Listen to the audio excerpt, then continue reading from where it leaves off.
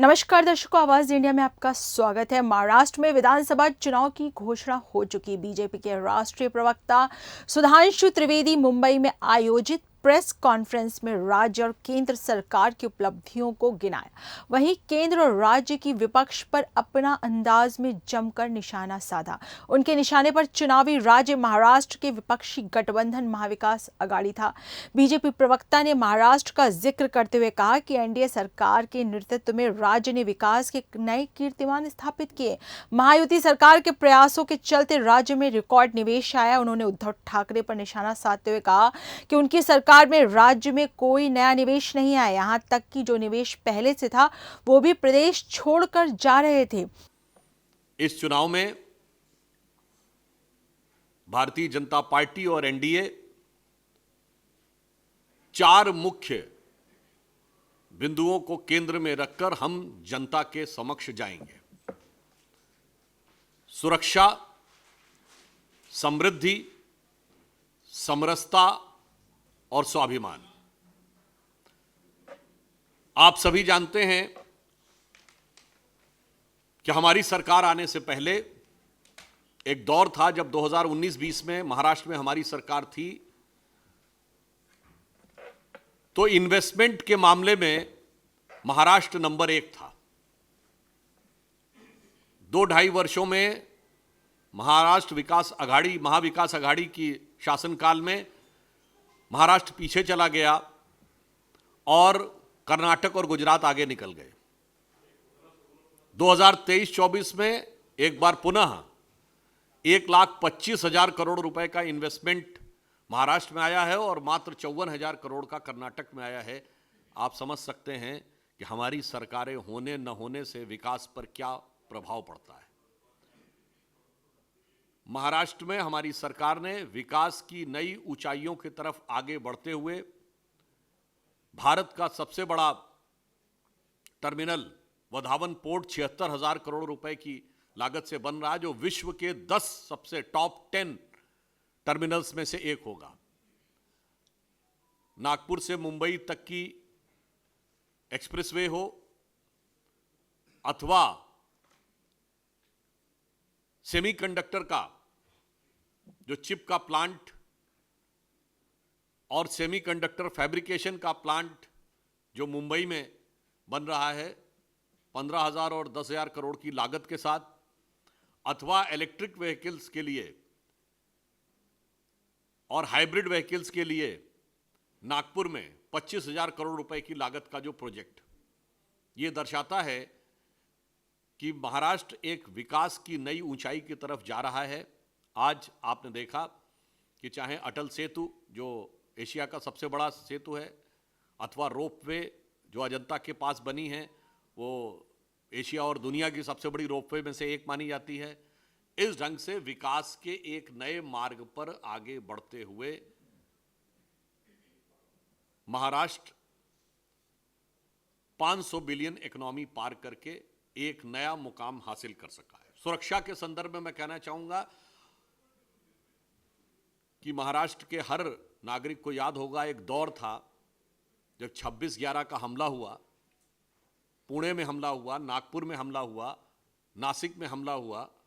आपको याद हो लोकल ट्रेन्स में धमाके हुए, और इन सब के बावजूद हमारी सरकारें याचक के रूप में जाकर सिर्फ ये गुहार लगाती रहती थी कि हमारे यहाँ हमले हो रहे हैं, और एक के बाद एक हमले होते रहते थे। आज चाहे महाराष्ट्र हो या भारत का कोई भी क्षेत्र हो, आज आतंकवादी हमले केवल जम्मू कश्मीर के 4-5 जिलों तक सीमित करने में हम सफल रहे हैं। अतः मैं कह सकता हूं, आंतरिक और बाह्य सुरक्षा को लेकर हमारी सरकार ने महाराष्ट्र में और केंद्र में मोदी जी की सरकार ने अभूतपूर्व काम किया है। तीसरा हमारा बिंदु सामाजिक समरसता का है।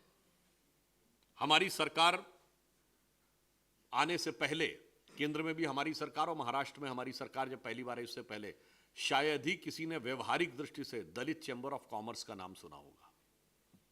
आज जो बार्टी योजना है, उसके द्वारा बाबा साहब Ambedkar research and training institute के माध्यम से अनुसूचित जाति के लोगों के अंदर स्किल डेवलपमेंट की एक व्यवस्थित योजना सरकार ने लागू की है। बाबा साहब अंबेडकर के पंच तीर्थों का निर्माण मोदी जी की सरकार आने के बाद हुआ, और सिर्फ मुंबई में ही नहीं, लंदन तक जाकर वो जिस मकान में रहे थे, भारत सरकार ने उसे लेकर एक व्यवस्थित और प्रेरक स्मारक का रूप देने का कार्य किया है। फिर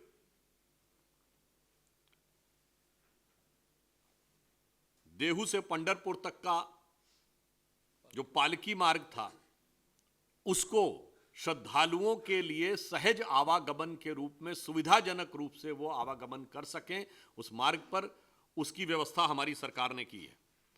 और कि लाडली बहना योजना जो हमारी सरकार ने लागू की है, वो महिलाओं के सशक्तिकरण में अभूतपूर्व और ऐतिहासिक कदम है। पहली बार भारत की नौसेना ने अपनी एनुअल नेवल एक्सरसाइज सिंधुदुर्ग में की, जो छत्रपति शिवाजी महाराज की नौसेना का केंद्र था। कि शिवाजी महाराज ने जिस बगनके का प्रयोग किया था, वो भी लंदन से हम वापस लाने में सफल रहे हैं। तो मेरे विचार से एक तरफ हम हैं जो महाराष्ट्र और शिवाजी महाराज की गौरवशाली परंपरा को आगे बढ़ा रहे हैं, और ठीक उन्हीं आदर्शों के अनुरूप, चाहे मोदी जी हो केंद्र में, या शिंदे जी और फडणवीस जी और अजीत पवार जी यहां हो, वो कार्य कर रहे हैं। हम ईमानदारी से, मैं एक उदाहरण देना चाहता हूं आपको। शिवाजी महाराज के राजकवि भूषण ने क्या लिखा था? मोड़ राखे मुगल मरोड़ पातशाह राखे, राम नाम रख निच रसना सुघर में। यानी मुगलों को मोड़ के रखा, पातशाहों को तोड़ के रखा, अपनी जिह्वा पर, जवान पर राम नाम रख के। तो उन्होंने कहा मोड़ राखे मुगल मरोड़ पातशाह राखे, राम नाम रख निज रसना सुधर में, और बैरिन की हद रखी तेग बल शिवराज। यानी तलवार और सेना के दम पर शत्रुओं को अपनी हद में रखा, और देव राखे देवल स्वधर्म राख्यो घर में। देवताओं को देव स्थान में स्थापित करके गरिमापूर्ण ढंग से रखा, और स्वधर्म को घर में। मैं कह सकता हूं कि मोदी जी के आने के बाद, हमारी सरकार के आने के बाद यही हुआ है।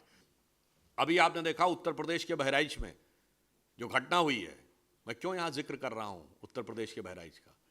क्योंकि आपसे कहा जाएगा कि महाराष्ट्र का विषय है, तो उत्तर प्रदेश के बहराइच का विषय क्यों ला रहे हैं? ये वही लोग हैं जो इस चुनौती की विराटता को समझिए। तो मैं महाराष्ट्र की जनता से, अपनी पार्टी की तरफ से, मोदी जी की तरफ से, और हमारे मुख्यमंत्री शिंदे जी और दोनों उप मुख्यमंत्रियों की तरफ से अनुरोध करना चाहता हूं कि मेरी हिम्मत को सराहो, मेरे हमराही बनो। मेरी हिम्मत को सराहो, मेरे हमराही बनो। मैंने एक शम्मा जला रखी है हवाओं के खिलाफ।